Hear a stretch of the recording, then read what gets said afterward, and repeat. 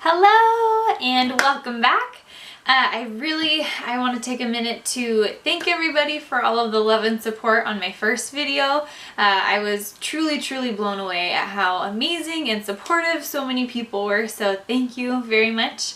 My next video, I had done a poll online to see what people would rather see, and this video got more votes, but I am gonna try and turn around and do the other one pretty quickly because that one had a lot as well. So this video is going to be lies all moms believe but shouldn't.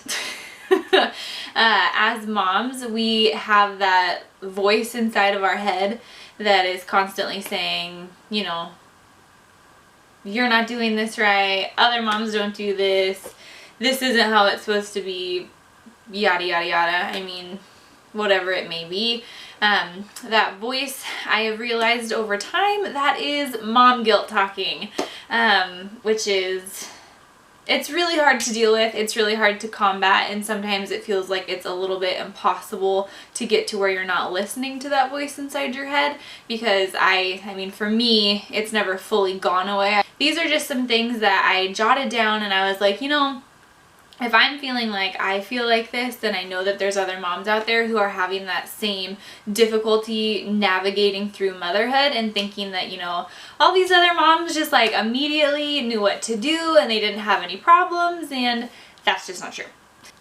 Okay, one of the first lies is you're not doing a great job. That's a lie. You are doing an amazing job. Being a mom is really difficult. There are so many things that you have to do at any given time, and I'm here to tell you that you're doing a great job. Don't listen to that voice inside your head, and you're killing it, mama. Just keep going. Number 2 is my baby deserves better than me. Nope. To that baby, you are the sun, moon, and all the stars. That little one or little ones would not trade you for anything in the world. Even if you are going through the fun teenage years right now and it kind of seems like they might trade you if they could, I bet you they wouldn't. Being a mom it's that constant feeling of, am I doing this right? Would they somehow be better off with somebody else? And the answer is no. Number 3, this is actually something that when Aurora was teeny tiny, I thought this all the time, and that is, other moms have it together 100% of the time. No. They don't. We don't.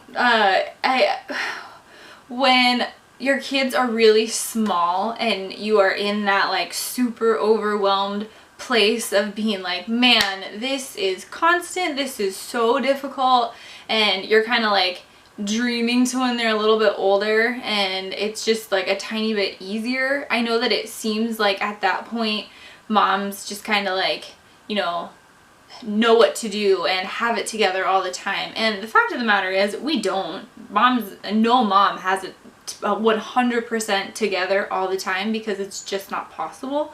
But I remember thinking that when Aurora was really small, because it was like as the kids get older, they get a little bit more independent, and then it makes it to where you can kind of do some more things when you need to. The 4th one, the baby is napping, so I should clean or cook. Now, what you should do is something for yourself, because I guarantee you that you haven't done anything for yourself all day long. You should go read a book. You should go take a nap. You could take a nap with the baby. You should watch some reality TV. You should make a cup of coffee or heat up the cup of coffee that's been sitting out for an hour and a half that's now cold and actually get to drink it. When the baby is napping, that is not necessarily a time for you to go run around and be as productive as possible, because you have been the one taking care of this baby up until the nap, and so go do something for yourself. Nap time for the baby is relax time for mom, and if you do this, it's going to help you so much more, because baby's gonna wake up and you're gonna be right back at it again. So while baby's sleeping, charge your own batteries. Number 5, other moms don't feel this way. insert any emotion there. I can tell you with absolute certainty that whatever emotion you are feeling, any other mom has felt that too. I don't know why as moms for some reason we think that nobody else is going through it and nobody else feels that way as a mom, but it's just not true. And that is one of the coolest things about how big mom vlogs, blogs, Instagram accounts, all these things have gotten. It's so nice because you read these things about other moms and you're like, oh my gosh, that is 100% me. Like, I feel that too. And it's just the nicest, like, feeling in the world, because it's like, you know, as moms, we feel a wide range of emotions all day long, and it's a roller coaster throughout the whole thing, and we're not alone in feeling that.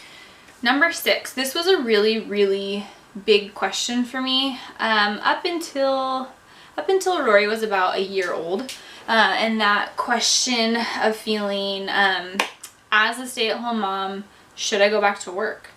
And I didn't feel this feeling because I didn't feel this way because of finances. We're fortunate in that I'm able to stay home with just Zach working. Things are tight and we have to make sacrifices in different areas, but overall we have it and it's okay.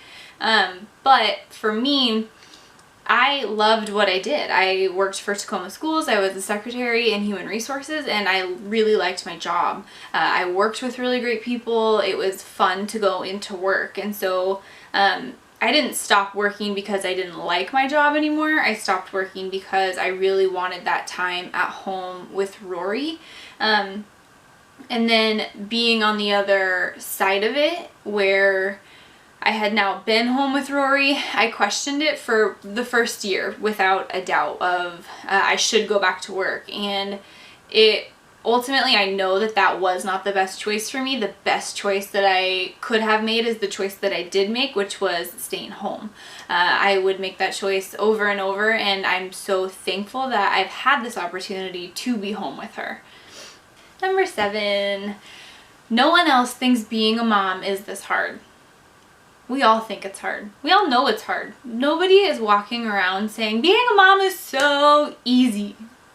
And if somebody is walking around saying that, then I need them to write a book so I can buy it and read it and figure out how to get to that point in motherhood.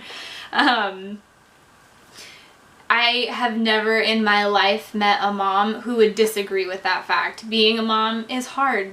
It's rewarding, but it's super hard. Number 8, I'm not supposed to make mistakes being a mom. That's just not true either. We make mistakes all day, every day, and it's how we learn. If we tell our kids that making mistakes is how you learn, and it is the exact same in motherhood. If we don't make mistakes, then we can't learn. And so some days it's gonna feel like you made every mistake under the sun, and that's okay, because you're learning, you're figuring it out, and you're seeing not only what is working for you as a mom, but you're seeing what's working for your little one or little ones as a mom. We make mistakes all day long, and I don't think we'd be good mothers if we didn't make mistakes all day long. Number 9, man, this is something that I to this day struggle with this, and that is people will judge me for taking care of myself. And that, for me, that stems all the way back when Aurora, I think she was probably about 2.5, 3 months old. And my mom and I had gone out to dinner, and I ran into somebody when we got to the restaurant, and she was like, oh, where's the baby? And I said, oh, she's at home with Dad. And she goes, wow, you went away from her already? Like, she was like, shocked that I would leave my baby with her father in capable, loving hands, and I would go like take an hour for myself to eat a meal. And it gave me that sense of I should not be out right now. I should not be away from my baby. I shouldn't be in this restaurant. I should be at home with her. And that's just not true. We have to take care of ourselves. And at that point in time, it was just getting to the point where it was like, okay, cool, like I can step away for a minute. I can go do this, and I can, have an evening where I get to sit down, eat my meal, and not have to worry about taking care of baby's needs. I mean, and obviously it's still in my head, and Rory's over 1.5 years now. And so those kinds of comments are the worst comments to make to any mom. So if you are watching this, don't say stuff like that to people, because it obviously stays in our heads and we don't let that go.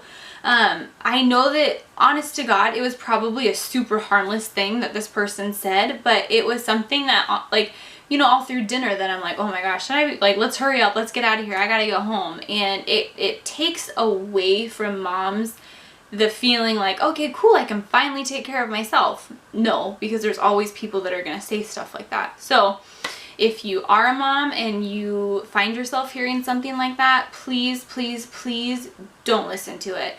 You have to take care of yourself. Taking care of yourself as a mom it's super important. And unfortunately, this isn't necessarily a lie that we believe. There is a little bit of truth to this, so remember that going forward. But anybody who is going to judge you for taking care of yourself isn't somebody that you need around anyways. Number 10 is actually the flip side of that, which is people will judge me for not taking care of myself. Unfortunately, these last two, they're ones that there are glimmers of truth, and people for some reason judge moms for taking care of themselves, and they judge just as hard for moms not taking care of themselves.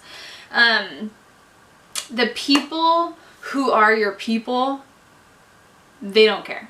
You can have your hair up, dry shampooed, slicked back, no makeup on, in the same sweats you've had on for a couple days with food caked on them, and your people will not care. Especially when baby's little, it's tough to get out of that, and it's tough to get to where you are taking time for yourself. And then even when your kids are older, sometimes it's just hard to take that minute, go take care of ourselves, and make sure that we are putting ourselves first. And this is another huge reason why as moms we have to join together in more of a sisterhood than be pit against each other in competition, because motherhood isn't a competition. Motherhood is something that we should all band together and help each other with, especially for when people are brand new moms and trying to navigate all of this stuff. So be the person that you needed when your baby was teeny tiny, and if you have a teeny tiny little one, remember that there are so many people there to help you. And the best advice I could ever give when it comes to any of these comments is to just find your people. Find your people that are the ones you can call rain or shine, day or night, no matter what, and the people who will answer the phone. Thank you guys so much for watching this next video of mine. I really appreciate it. I'm really happy that you're here. If you like this video, please give it a thumbs up. And if you want to see more videos from me, please make sure to subscribe. And I look forward to seeing you all again soon.